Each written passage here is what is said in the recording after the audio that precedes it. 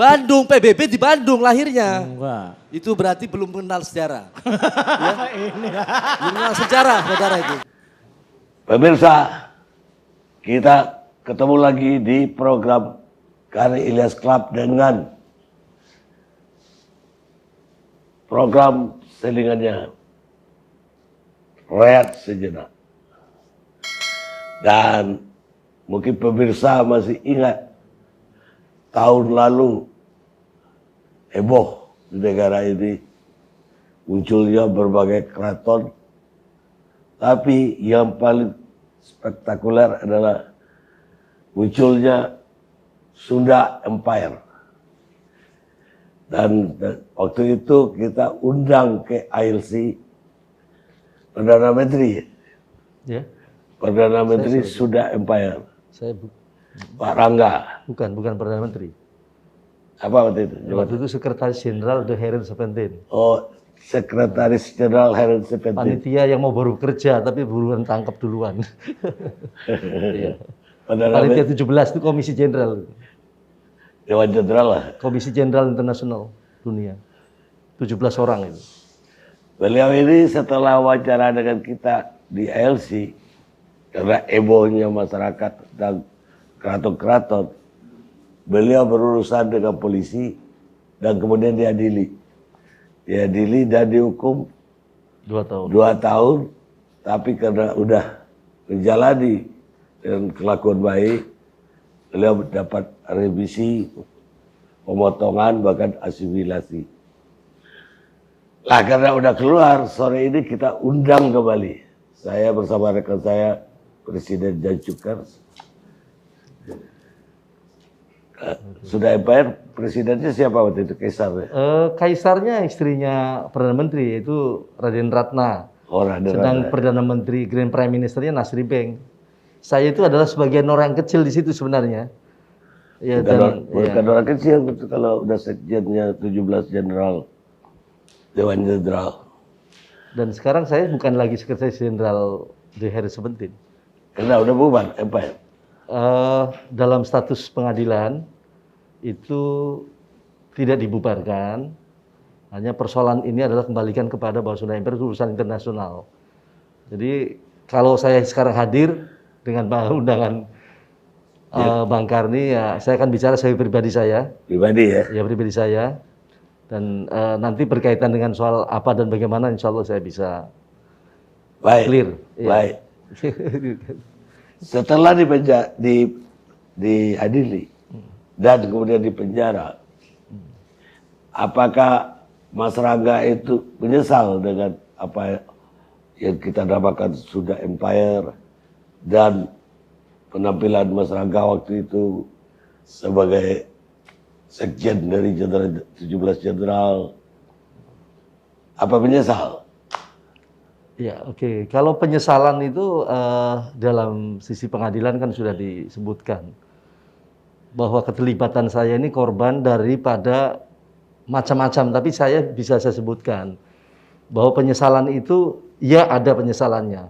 Kenapa persoalan ini perbedaan satu pendapat, perbedaan satu kaitan gerakan yang sifatnya adalah bentuk membangun harus dipenjarakan, itu aja penyesalannya. Masalahnya adalah persoalan kaitan dengan saat itu adalah saya melihat ada masalah antara Babe Nasri dengan yang pelapor. Pelapor siapa? Ari Mulya, dan saya keluar pas kemarin meninggal. Meninggal karena sakit. Bukan COVID. Bukan, ya nggak tahu COVID-nya atau apa, tapi saya baru saja kemarin dapat kabar pas saya meninggal, keluar, beliau ada meninggal, wafat karena sakit. Beliau kan adalah dikenal lebih dulu. Entah ada punya dendam apa dan sebagaimana, hanya persoalan kaitan dengan tarik-menariknya soal Sunda, tapi sebenarnya ada dendam pribadi. Yang masalahnya penyesalan saya ini adalah kenapa pada persoalan ini harus menjadi satu dihukum. Kedua, saya adalah terlibat pada posisi di dalam sebagai pengikut. Pengikut ini ada yang menyebarkan berita bohongnya ada, ya. Bukan saya pelakunya. Kemudian yang dimasalahkan adalah pidato tahun 2017. Pidato siapa? Pidatonya Grand Prime Minister, saya belum ada di situ. Cuman ada saat itu malah Pak Toto yang selaku Keraton Sejagat itu ada sebagai Gubernur Jenderal Nusantara. Jadi harusnya saya tidak orang yang dihukum di situ.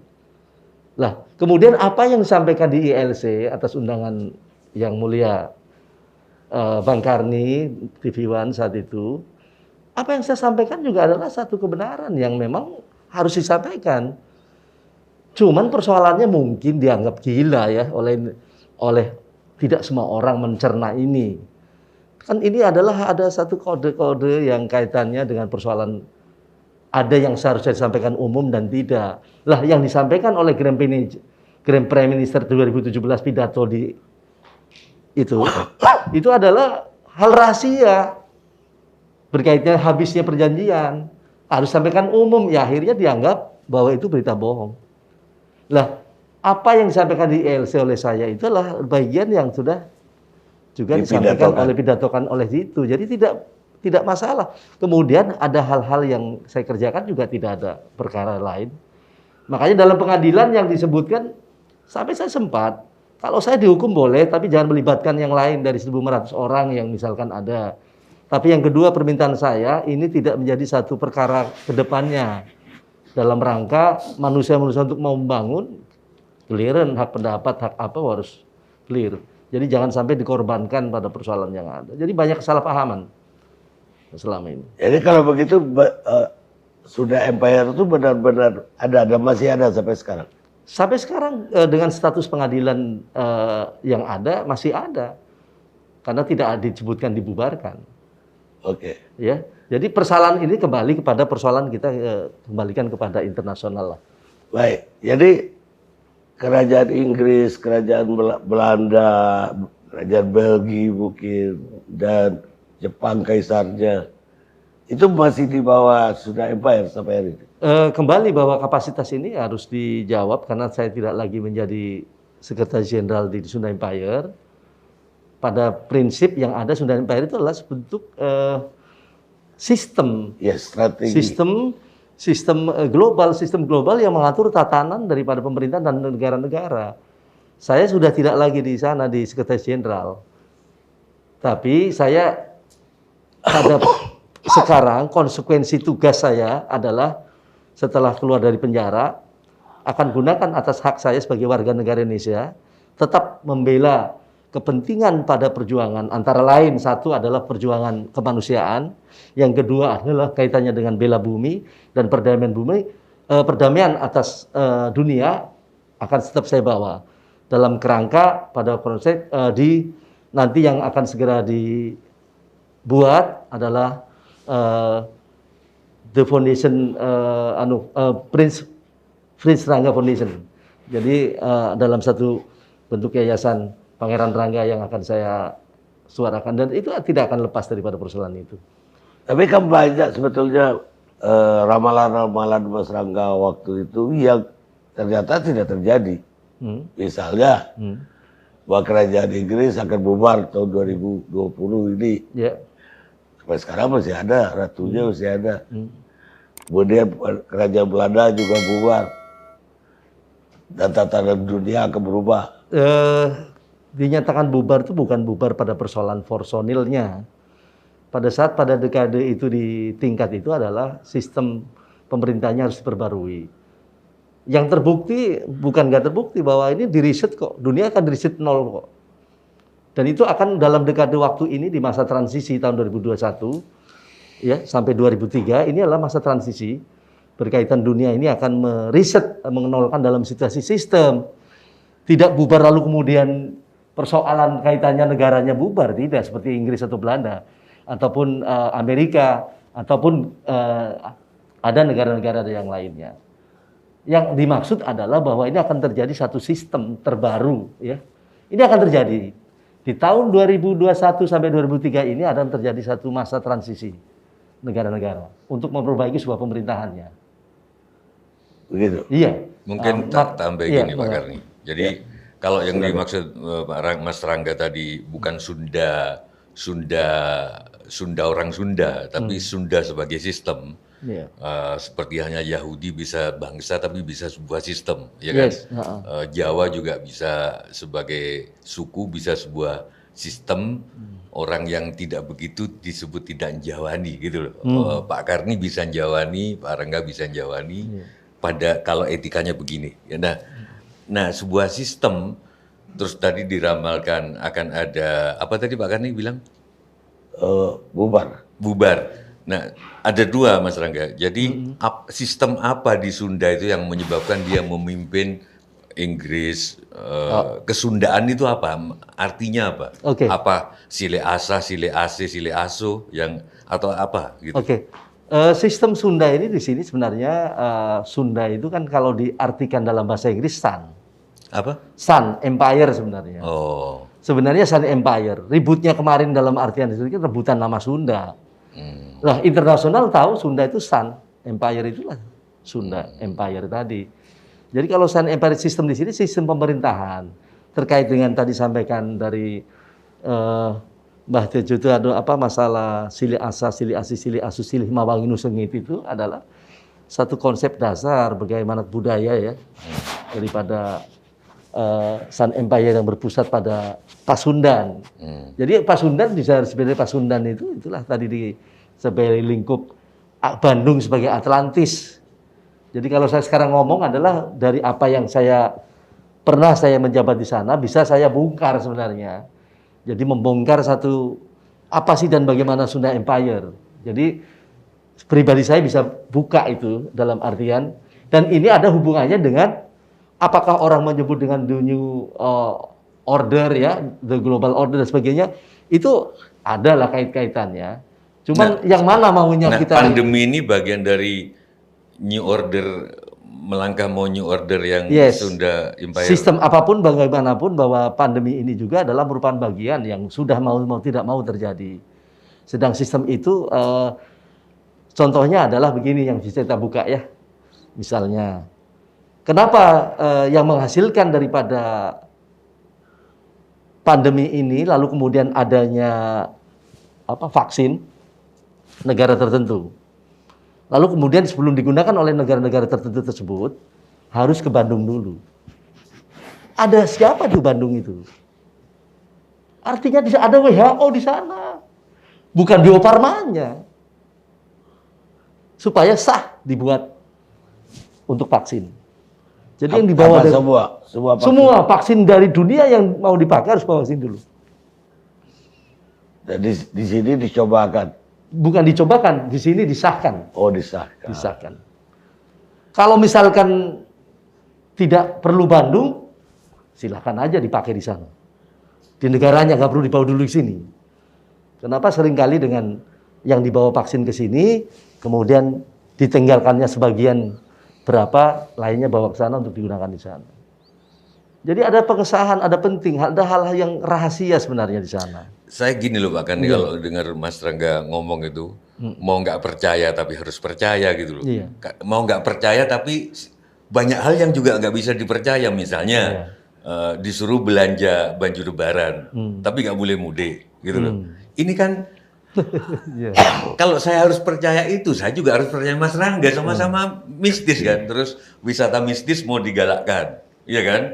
Karena untuk milenial. Jadi ya gitu Mbak Karni. Jadi frame yang saya pakai sekarang, oke silakan kalian mau nggak percaya Mas Rangga, tapi siapa yang mau dipercaya gitu, gitu Mbak Karni. Jadi mungkin gini juga Mbak Tejo, Bang Karni, orang ataupun masyarakat netizen menyebutnya saya ini meramal.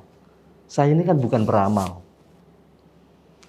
Dalam konteks persoalan ini adalah strategik, ya, strategik dunia. Dalam penataan tatanan baru ini. Saya katakan sebelum Donald Trump mengatakan dunia 3, saya sudah sampaikan. Kita akan masuk ke dunia 3. Jadi sebenarnya sudah ada frame-nya. Ada grand design. Dunia ini ada grand design. Kalau mau misalkan Indonesia ataupun negara-negara lain mau ngikutin grand design tersebut, itulah yang bakal... Sebentar, grand design-nya Sunda Empire, kalau Sundanya itu sosok, apakah... Kan ada banyak kerajaan di Sunda itu, ada Sumedang Larangan, ada Tarumanegara, ada. Nah, yang dipakai patokan apa yang Pajajaran atau kalau Pajajaran saya nanti mau nanya lagi gitu. Oke. Kan kalau nggak salah Prabu Siliwangi terakhir bilang nanti umatku akan terpecah jadi 4. Yang ke barat ke Banten akan jadi fundamentalis, ya kan? Yang ke selatan akan menjadi Sunda Wiwitan gitu, apa menghargai tradisi atau apa? Yang ke timur saya nggak tahu apa. Nah, apa itu? Iya, kalau berkaitan persoalan kaitan sejarah dimulainya sebelum Perang Naguda kedua 1 dan 2, dekade waktu peradaban kerajaan tentu mengambil pada titik Pajajaran Agung itu, ya, Pajajaran Agung. Jadi memang dari Prabu Siliwangi ke sini. Lah perkaitan istilah dibagi 4 itu sebenarnya konteks miniaturnya adalah Jadi di wilayah ada yang Bandung. radikalis. Tapi sebenarnya itu tuh bicara dunia besok. Jadi ada yang radikal. Dunia besok. Itu adalah sifat-sifat yang terjadi. Tapi sebenarnya adalah penataan baru akan terbagi 2. Terbagi 4 itu yang dimaksud. Selain bumi Atlantis, dunia ini besok akan dibagi 4 kekuatan wilayah. Kalau manusia akan sejajar. Yang sekarang mendapatkan satu kesempatan yang mendapatkan peluang itu, didapatkan semua, contohnya adalah pembagian sebagai di level United States Amerika. Dunia ini akan dibagi itu, 1. Kedua, akan terjadi United States of Eropa. Dibagi lagi United States of Pacific. Dan terjadi lagi nanti akan dunia ketiga ini yang terjadi United States of Southeast Asia. Dan situ Indonesia di dalam itu nanti. Jadi pembagian wilayah 4 itu unsur diwakili, tanah itu ada di tanah semuanya di tanah Pasundan itu sebagai daerah Atlantis yang hilangnya saat ini, diartikan hilang. Tapi kalau kita mau buka-bukaan daerah Atlantis di tanah kita ini, itulah Gunung Padang. Itu sebenarnya adalah piramid Atlantis, bukan Gunung Padang. Cianjur. Iya. Itu kan Bandung, wilayah Bandung. Artinya Bandung itu bukan diartikan Bandung, kota Bandung. Ya. Itu 35 tahun, 35.000 tahun yang lalu. Tapi katanya berkali-kali lebih besar dari Borobudur. Kenapa nggak digali? Iya, kita akan gali nanti. 35.000 tahun sebelum Masehi. Kalau dibandingkan dengan 3.000 piramid yang ada di Mesir, berapa tahun bedanya? Jadi ayo kita gali dengan kondisi ini. Cuman jangan sampai ya, setelah aset kita punya ada, seperti Borobudur yang beliau sampaikan tadi, kenapa? Di mana itu sertifikatnya? Sementara pemerintah daerah hanya menerima uang karcis saja. Itu aset triliunan yang sampai hari ini dikelola oleh internasional itu. Dan siapa pelakunya itu? Jadi aset-aset kita itu banyak, nilainya yang triliunan dolar. Ini contoh yang belum digali, ya. Banyak hal persoalan-persoalan bangsa ini, kita tidak ada maksud merugikan siapapun, tidak ada maksud menghina siapapun pejabat yang ada, tidak ada maksud mau grogotin ini negara ataupun pemerintah. Yang ada, poin saya sebagai warga negara ini, saya mau bersinergi. Hayu, bagaimana membangun bangsa ini? Saya kemudian lahir di Indonesia, lahir dalam posisi sebagai bangsa yang warisannya besar. Ya ayo kita lakukan. Jangan cuma istilahnya mimpi. Bung Karno mengatakan mau jadi mercusuar dunia. Mimpi itu kalau tidak diwujudkan oleh kita. Boleh mimpi itu, tapi apa dan bagaimana mewujudkannya?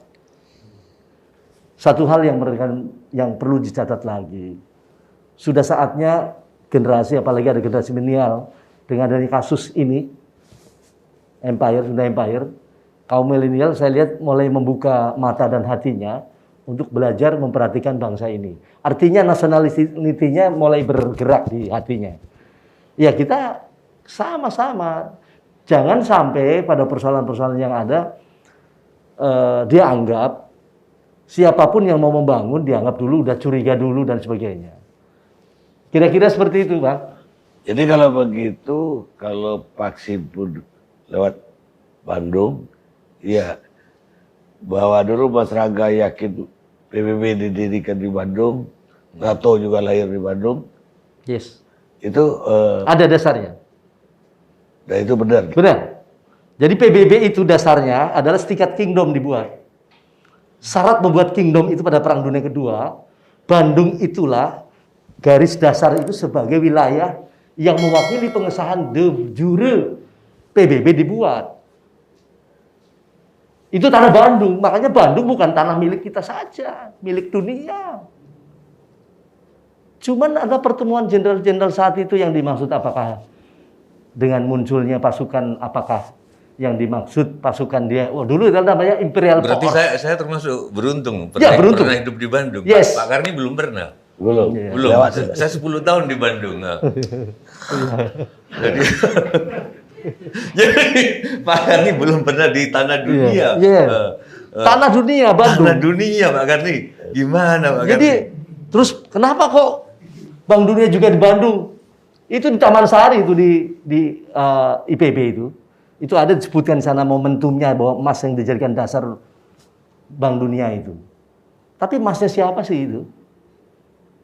Kalau bicara Indonesia kan baru lahir di tahun dekade ide aja tahun 2028 dan lahirnya 45. Biasanya emas-emas yang murni itu milik Itu di sana kerajaan. bukan emas disimpan di sana, dia Yang pikir emas kerajaan, disimpan kan? di sana. Padahal cuma suratnya. Suratnya. Jadi ada beberapa hal yang kita gali lah bahwa potensi Indonesia untuk lebih maju, Indonesia memimpin dunia, Indonesia membangun kekuatan yang besar. Ini ada kontak tonggak pada proses penggalian tas sejarah ini. Kalau ada perbedaan, hal soal biasa. Kontra, pro kontra biasa. Jangan disebutkan bahwa ini akan bukan perlawanan dan sebagainya. Ini yang coba mulailah bahwa satu pemerintah ataupun negara yang lebih berkuasa membangun satu kekuatan ini coba yang disebut sinergi yang diharapkan Bapak Jokowi ya, Bapak Presiden. Ya ayolah, siapa aja berhak untuk bela bangsa, bela bumi ini, bela negara ini. Jadi boleh bersinergi, ayo. Sayangnya sudah sampai tingkat begitunya pun aja mereka nih punten ya, Pak Karni, para pejabat ngomong sendiri-sendiri. Harusnya minimal undang Pak Karni, Mbak Tejo, saya, ayo kita bicara duduk bersama dalam satu bentuk bukan forum kayak macam begini. Forum khusus di dalam. Mungkin tertutup dulu. Bagaimana mewujudkan Indonesia ini yang lebih baik? Bagaimana mewujudkan Indonesia? Lo katanya tadi ketua Dewan Pengarah partai-partai itu. Iya. Kan masih di seluruh partai di bawah Pak Rangga. Oh, Kenapa gini. nggak diperintahkan aja? Begini.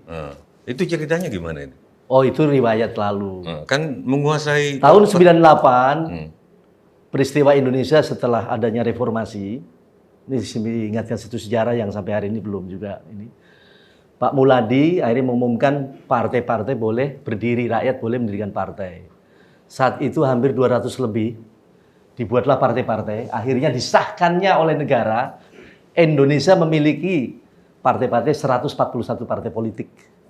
Salah satunya adalah waktu itu saya pendiri partai, namanya Partai Perjuangan dan Doa Rakyat Indonesia, Nasional Religius di sana. Yang kemudian diteruskan adalah ada kongres di tahun 99. Terakhir kongres pertama itu ada di Manggala, kedua di Hotel Sahid tanggal 17 Januari tahun 99 terpilih saya sebagai ketua umum daripada Majelis Partai-Partai Rakyat, ya Dewan dari Majelis Partai-Partai Rakyat Indonesia, Sampai MPRI. sekarang? Sampai hari ini belum tergantikan. Yang saat itu gugurlah Dirjen Sospol tidak lagi mencampuri pada persoalan pembinaan partai politik. Jadi 141 partai politik mendapatkan berita negara Indonesia. Artinya itulah satu kekuatan kedaulatan bahwa ini hukum ada 3 nih. Di sini ada paling tinggi, yaitu nomor berita negara. Yang punya itu hanya Undang-Undang 45 dan partai politik. Maka saya ingatkan juga ini, makanya tidak boleh menghina partai politik sebenarnya pada organisasi atau lembaga LSM ataupun lembaga manapun. Karena ini lembaganya dia memiliki kekuatan kedaulatan hukum tertinggi, yaitu nomor berita negara Republik Indonesia. Kemudian di bawahnya adalah, ini di level 2, MPR, DPR, Presiden, Menteri, itu adalah nomor berita acara negara. Mendapatkan legalitasnya. Adalah di level Yang ketiga adalah pada level yayasan, PT, LSM, organisasi, OKP dan sebagainya di sini. Maka kalau terjadi pada persoalan ini ada tinggi nih. Makanya partai boleh sebagai penyantangan, sebagai pelaksana kedaulatan. Tangannya kemudian kumpullah di MPR DPR itu. Enggak, maksud saya sebagai ketua majelis. Ketua majelis ini saya sudah iya, kenapa nggak mengarahkan Iya, sekarang? sebagai ketua umum majelis saya juga memperhatikan. Memperhatikan. Kebetulan saya juga ikut membidani ya siapa-siapa jadi presiden sebenarnya.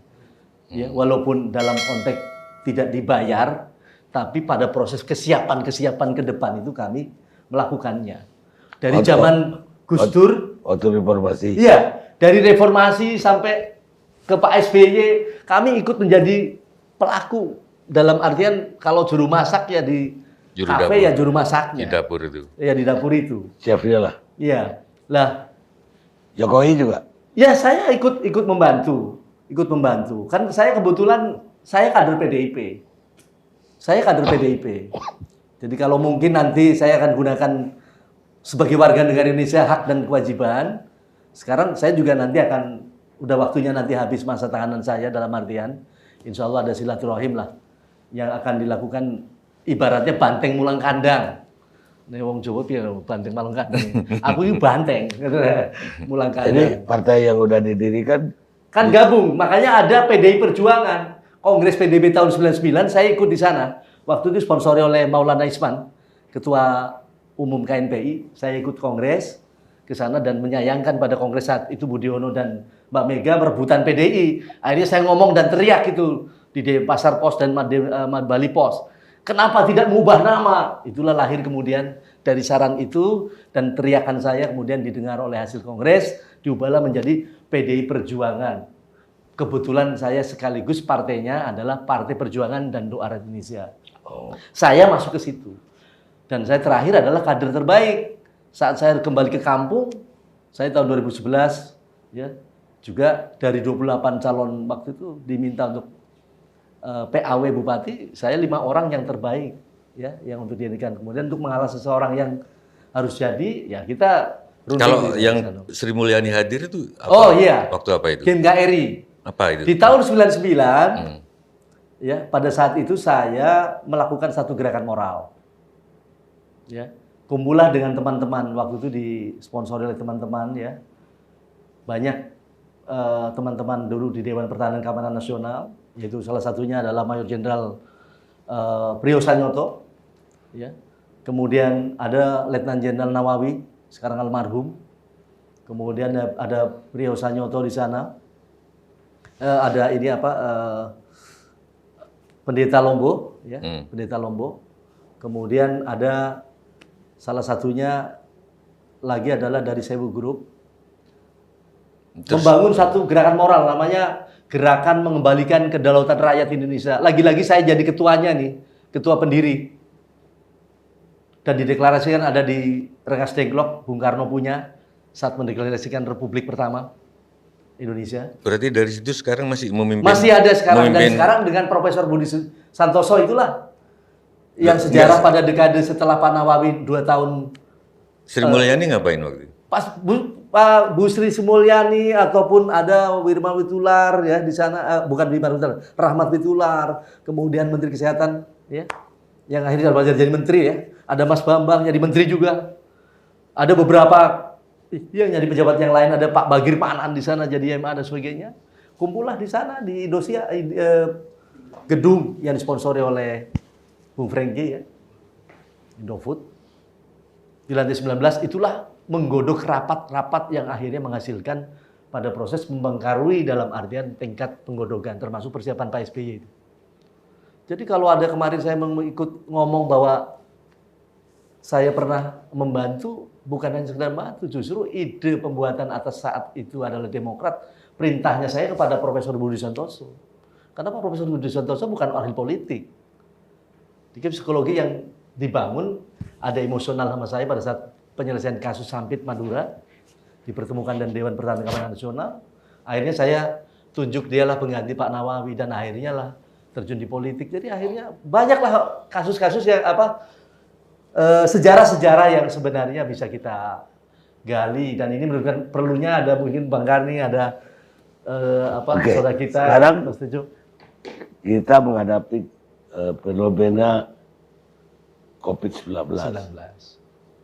Ini menurut pandangannya Mas Rangga, ini kenapa bisa terjadi di dunia? Oke. Siap. Jadi COVID-19 sebagaimana yang telah terjadi ya, mewabah di dunia. Saat mewabah pertama ada di Wuhan, saya hari itu sudah bicara tentang COVID. Dan itu akan melanda pasti ke dunia. Lah, intelijen kami saat itu adalah menduga dalam proses terjadinya COVID ini ada sesuatu yang diciptakan. Itulah kemudian Donald Trump membuat satu penelitian dan menemukannya. Amerika lalu kemudian menunjuk ada pelakunya. Tapi ini sampai itu di stop. Masalahnya sekarang kenapa dunia pun tidak mengatakan bahwa ini bencana dunia. COVID ini bencana dunia. Yang seharusnya diumumkan oleh resmi PBB bahwa ini bencana dunia. Kalau bencana dunia, maka pada proses perjanjian keseluruhannya, kalau dalam perjanjian kita apa? Batal demi hukum semuanya. Post merger. Penjara pun harusnya dikeluarkan semuanya, seluruh dunia. Ini COVID. Iya. Dikeluarkan semuanya, batal demi hukum. Berarti ada satu poin di sana yang harus dilakukan. Apa ini ada? Kemudian saat saya pengadilan negeri memutuskan saya 2 tahun, kan saya ada itu videonya itu. Di televisi itu. Memperingatkan PBB bahwa itu masa dimisioner. Kok pura-pura ada terus? Sekarang waktunya sudah ada. Bahwa program 75 tahun setelah Perang Dunia Kedua, PBB itu tugasnya 75 tahun sudah. Maka harus ada pengurusan baru. Kenapa belum ada? Itulah menyebabkan bahwa faktor ini ada. Lah, hubungannya dengan keuangan. Berhubungan dengan aset, dengan keuangan. Harus kembali. Makanya disetujui kok, sampaikan dengan beliau Pak Presiden kita ya, yang saya cintai, Pak Jokowi, bahwa dunia ini dalam riset 0. Artinya ada penataan kembali. Bukan hanya persoalan COVID-nya. COVID itu masalah, sebenarnya masalah sebagian yang digerakkan. Saya pikir COVID ini muncul gara-gara tokoh-tokoh itu sudah empire itu ditangkapi waktu itu. Oh, itu ada hubungannya. Kalau itu yang menggali harusnya beliau nih yang cocok yang ngomong nih. Ada nih di sini manusia-manusia di dunia ini ada hak Tuhan, hak Allah yang diberikan. Hak alam itu ada pada manusia-manusia yang masih hidup yang dipilih. Kalau mau bicara ke situ sih. Ada yang dipilih. Misalnya, ini saya kalau ngomong ke sana harus ke ini, ke hal metafisika. Umumnya orang nih bicara tentang metafisika ini, ilmu ini menganggap bahwa ilmu fisika itu sudah final. Padahal setiap ilmu datangnya dari metafisika. Dari alam metafisika dulu, baru ditulis menjadi fisika. Lah, terkait dengan persoalan termasuk tadi, kitab-kitab suci saja di agama-agama kita. Apa kalau Sunda bilang itu juga dari metafisika dulu baru ditulis dalam bentuk apa di dunia ilmu panutup apa? Tidak. Iya kalau nggak salah. Iya. Irup mah entong asa aing uyakidul kalau nggak yes, salah, kan? Ya, itu ada ke sana hubungannya juga. Karena yang dimaksud ilmu panutup itu adalah dikisahkan kalau secara umum ada berkaitan dengan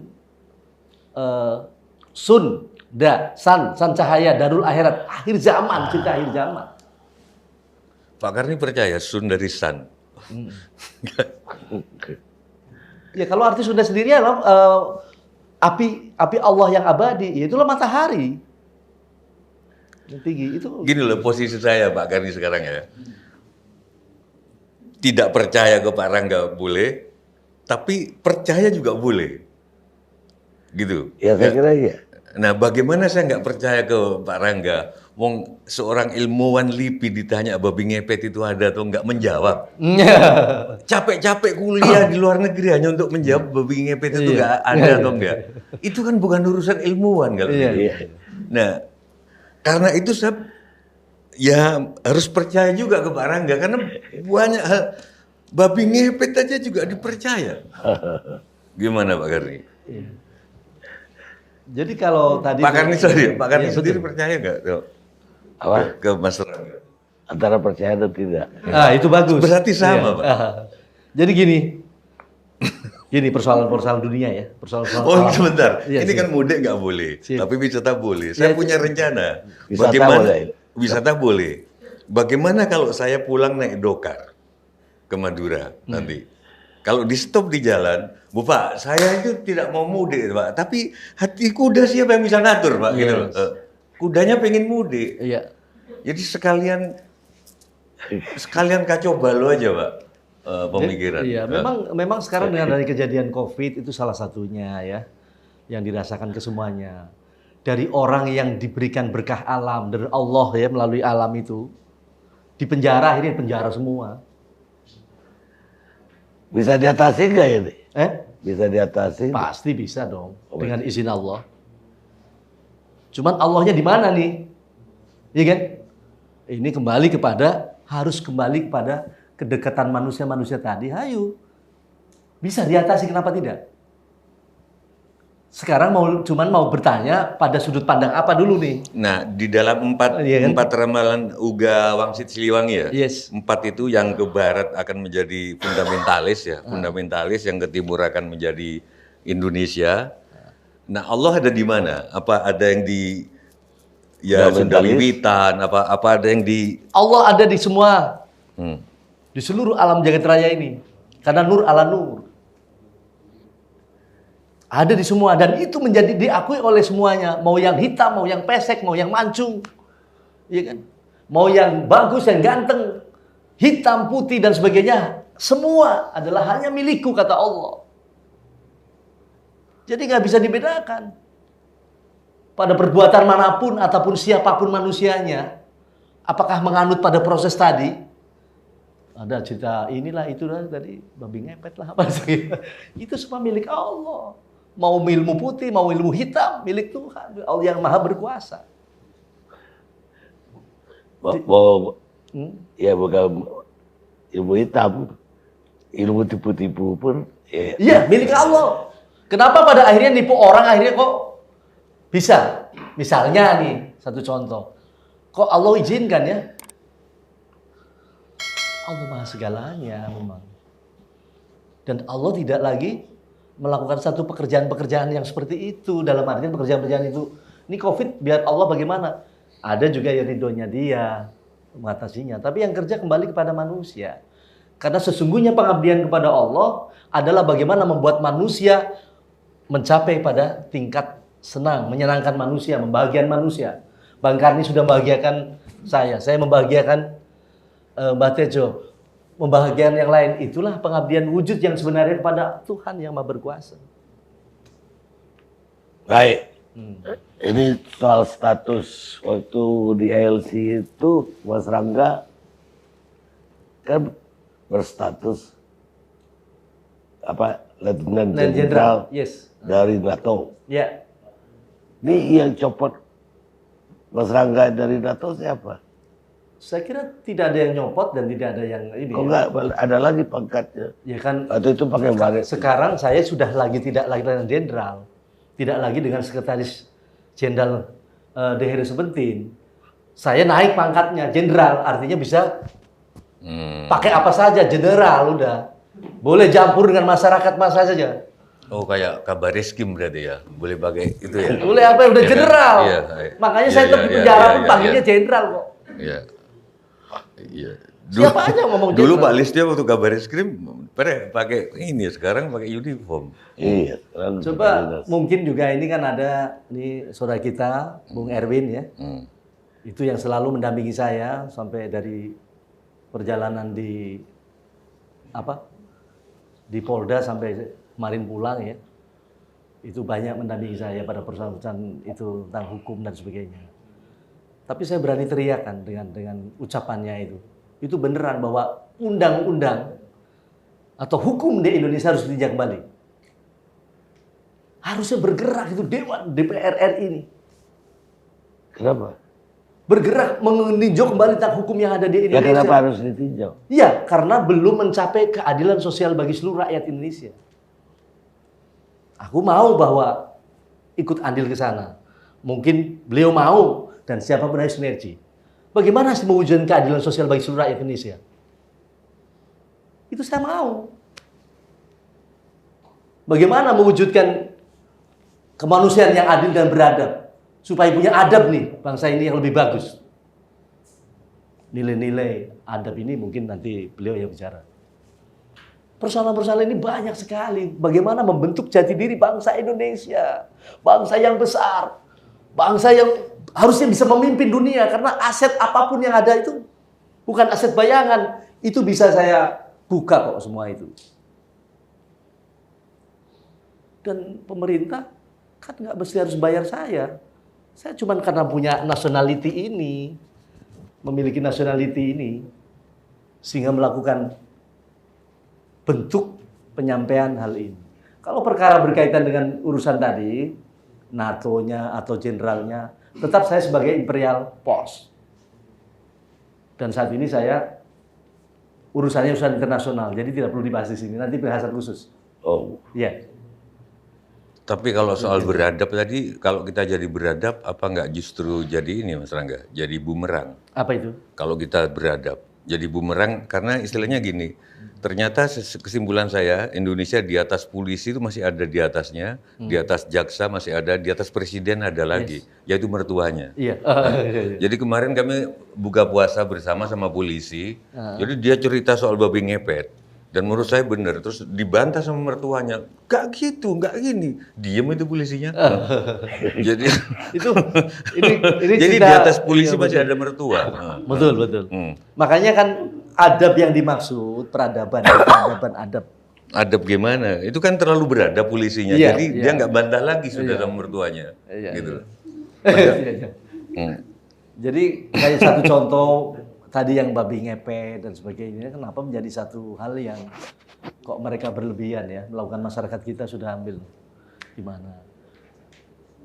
Jangankan satu ekor ini di dalam satu yang saya ini ya, bukan satu semut pun nggak boleh dibunuh. Makhluk babi itu juga adalah milik Allah juga. Kalau nggak dimanfaatkan cuma dibunuh terus dikubur, kemudian salahnya apa? Baru dia karena lewat mungkin kesasar, karena hutannya sudah dipotongin dan sebagainya, akhirnya nyasar ke sana. Kan bisa terjadi hal-hal seperti itu.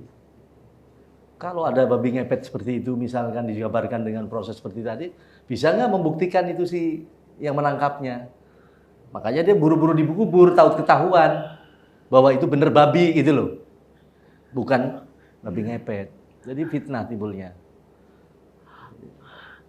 Kalau soal ini Sunda Empire mendukung nggak kepercayaan-kepercayaan di Indonesia? Seperti MK. MK kemarin minggu lalu memutuskan boleh sampai ada satu partai yang Islam, dalam tanda kutip Islam, khawatir kalau dibolehkan nanti penganutnya tambah banyak nih kepercayaan. Itu gimana? Kalau persoalan kepercayaan ataupun agama Sunda Wiwitan lah. atau Sunda Wiwitan dan sebagainya itu kan satu bentuk peradaban, ya. Kepercayaan itu. Saya kira bukan hanya kami saja, tetapi di dalam kitab-kitab suci juga disebutkan kok di sana. Termasuk di Al-Quran disebutkan di Al-Baqarah bahwa kata perintah misalnya satu contoh adalah sembahlah aku. Kalau penyembahan kepada Allah itu tadi kan sembahlah aku sebagaimana orang yang takwa sebelummu, ya kan? Agar kalian bertakwa. Sembah itu kan boleh aja. Manusia lain menyembahnya cara apa? Menyembahnya cara apa? Di musim cara sholat, itu contoh ya. Jadi itu persoalan ke sana adalah menyangkut soal keimanan. Jadi sah-sah saja. Boleh-boleh saja. Mau melakukan cara apa, Allah mengizinkannya. Jadi kita tidak juga bisa memaksakan pihak orang lain untuk harus kepada keimanan, kepercayaan kita atau agama kita misalnya. Tidak seperti itu. Baik, Mas Rangga. Pemirsa, Oh iya, sebelum apa ini, mau ucapan terima kasih nih. baik. Mumpung saya di luar ya. Pertama mengucapkan terima kasih wabil khusus kepada Bapak Presiden Republik Indonesia yang dilaksanakan oleh Menteri Hukum dan HAM dalam melakukan satu bentuk peraturan pada masa COVID sehingga masa kebijakan itu diberlakukan, asimilasi ya. Asimilasi diberlakukan, kemudian ini menjadi satu dorongan bagi kami untuk berbuat lebih baik lagi dalam rangka pengabdian kepada Allah yang Maha Berkuasa, mengabdi melalui jalan membangun bangsa ini lebih baik. Baik. Pemirsa, itulah obrolan kita dalam rehat sejenak kami Ilyas Club. Sampai ketemu kali Ilyas yang klub yang akan datang. Angkat topi dan angkat jempol.